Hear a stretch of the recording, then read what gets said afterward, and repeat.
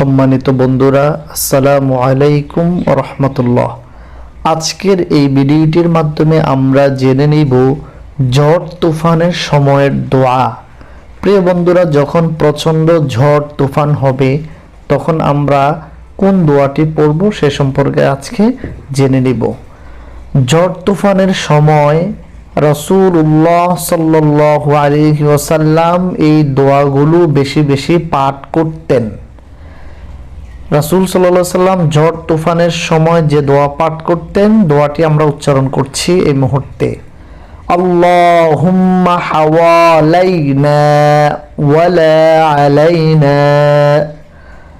আল্লাহুম্মা হাওয়ালাইনা ওয়ালা আলাইনা।